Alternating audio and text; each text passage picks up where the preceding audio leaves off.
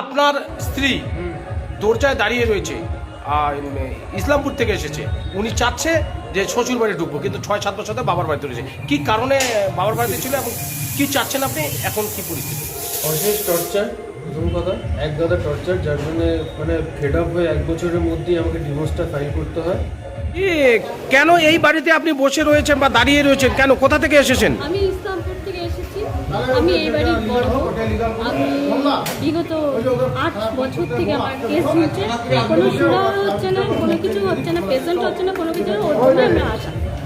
বাড়ি ছাড়া স্বামী ছাড়া হয়ে দিন কাটাচ্ছেন এই গৃহবধূ। সোমবার 7 সকালে ইসলামপুরে বাপের বাড়ি থেকে ধূপগুড়িতে হাজির সঙ্গীতা দাস। বিয়ের 2 বছরের পর থেকেই স্বামী স্ত্রী আলাদা। আইটি সেক্টরে কর্তব্যরত স্বামী ডিভোর্স ফাইল করেছেন বলে দাবি। তার দাবি তিনিও অত্যাচারের শিকার, কিন্তু ডিভোর্স মামলা 7 থেকে 8 বছর ধরে ঝুলছে। স্ত্রী যদিও ডিভোর্স চান না।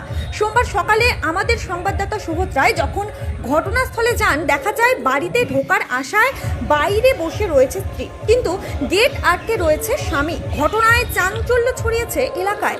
আপনি এখানে আসার পরে দেখলাম যে আমাকে ফোন করলো দিদিটা, হ্যাঁ যে ইসলামপুর থেকে আসছে।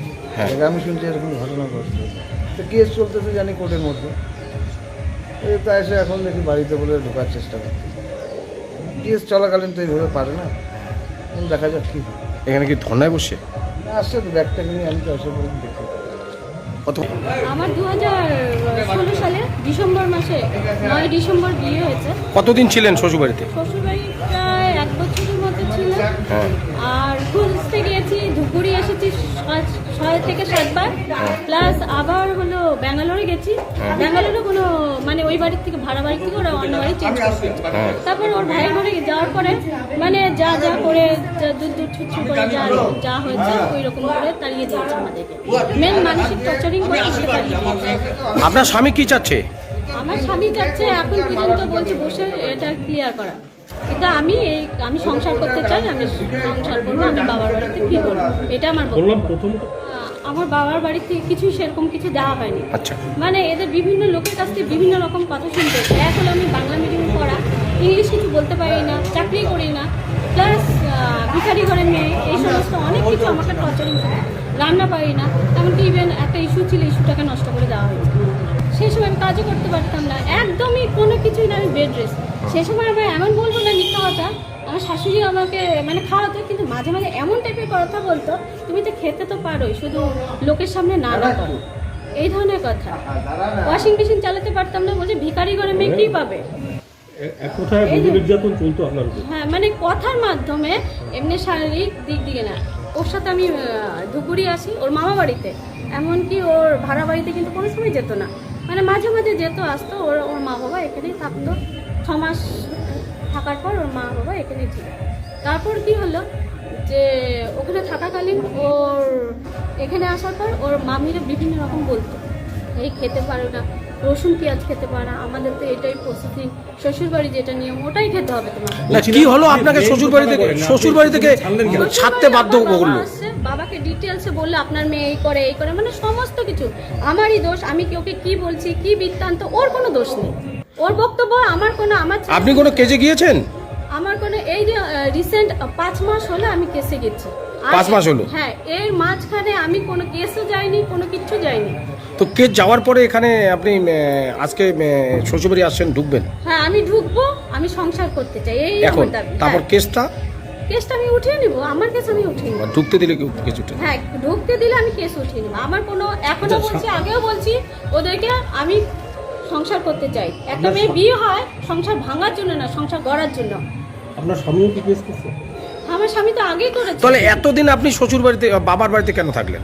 বাবার বাড়িতে ওদের এখন বুঝতে পারছেন যে? হ্যাঁ, এখন বাবার বাড়িতে বলেছে আর কতদিন থাকবো, কতদিন রাখবো তোকে, বিভিন্ন লোক বিভিন্ন রকম কথা বলছে, অনেক কিছু আমাকে শুনতে হচ্ছে। আমি আর ফেড আপ হয়ে গেছি। আজকে কোথা থেকে আসছেন? আমি ইসলামপুর থেকে আসি।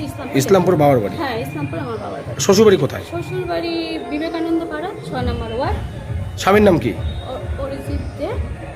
অরিজিৎ দে। হ্যাঁ। কি করে আপনার স্বামী? আমার স্বামী নেটওয়ার্ক ইঞ্জিনিয়ার। Network engineer. আপনার নাম? আমার নাম সঙ্গীতা দে। কত বছর আগে বিয়ে হয়েছে? আমার নাম আর আমার শাশুড়ির নাম এক। এদের এক গাদা চললো 6 বছর টানাটানি করে, এখন 10,000 মান্থলি মেনটেনেন্স দিচ্ছি। 6 বছর পরে এখন এই মে মাসে গিয়ে ডোমেস্টিক ভায়োলেন্সের 6 বছর সেপারেট থাকার পরে কেস করেছি। তার মানে কি 6 বছর পরে ডোমেস্টিক ভায়োলেন্স সেপারেট থাকার পরে কেসটা মানে থাকে কোনো না। আর এই যে এসব চলছে কেস চলাকালীন, যেটার এখনো জাজমেন্ট বেরোয়নি, ঠিক করে বেরোয়নি, তাও চলছে, করতে পারছে না। 2,000 টাকা কিসে দিচ্ছে? ইন্টারিম মেনটেনেন্স, সেকশন 24 আন্ডারে ইন্টারিম মেনটেনেন্স, যেটা কি কেস চলার খরচা ওকে দেওয়া হচ্ছে, আমার সাথে লড়াই। মানে আপনার স্ত্রীকেও দিচ্ছেন? হ্যাঁ, 10,000 টাকা দিতে হচ্ছে মান্থলি, আচ্ছা। যাতে ও লড়তে পারে আমার সাথে। ও আচ্ছা আচ্ছা। আর কেসটা চলছে, তো সুরাহা যতক্ষণ না হচ্ছে কোন জাজমেন্টে কোন অর্ডার নিয়ে আসছে ওরা, প্লাস 6 বছর পরে কেন ডোমেস্টিক ভায়োলেন্সের কেস বললাম কি উদ্দেশ্যে আপনাদের ছাড়াছাড়িটা? ছাড়াছাড়িটা কি মানসিক অত্যাচার, সেকশন 13 মেন্টাল হ্যারাসমেন্টে কেস করা আমার। অশ্লীল অত্যাচার, আমার মা বাবাকে গালিগালাজ করা, যা তা ভাবে নোংরা ভাষায় গালিগালাজ করা, আমি ওষুধ কিনে দিতে পারবো না, আমার ভাই বোনের সাথে থাকতে পারবো না, একা হয়ে গেলাম। ওই যে ও আমার ভাই, ওর সাথে ও থাকতো আমার সাথে পড়াশোনার জন্য, ও থাকতে পারবে না। আস্তে আস্তে একা হতে হতে মানসিক অত্যাচার অনেক এক্সট্রিম চলে গেল। আমার মা পৌঁছানো তখন আরও এক্সট্রিম হয়ে গেল, তখন আমি বাধ্য হয়েছি স্টেপ। কিন্তু প্রত্যেকটা প্রমাণ, প্রত্যেকটা জিনিসের প্রমাণ আমরা কোর্টে দিয়েছি। তো যতক্ষণ না জাজমেন্ট দিচ্ছে, এখানে নিশ্চয়ই এটা কোনো ভদ্রতা না যে বাড়ি চড়াও হয়ে ঢোকার চেষ্টা করবে। কোর্টের অর্ডার নিয়ে আসুক, ঠিক আছে, আপনি কি চাচ্ছেন আপনি? আমি আর এই অত্যাচার একবার সহ্য করে বেরোনোর পরে কেউ থাকতে চায় না। যদি কেউ মৃত্যুর মুখে ফিরে আসে, সে কি ওইদিকে যাবে? না, আমিও যাবো।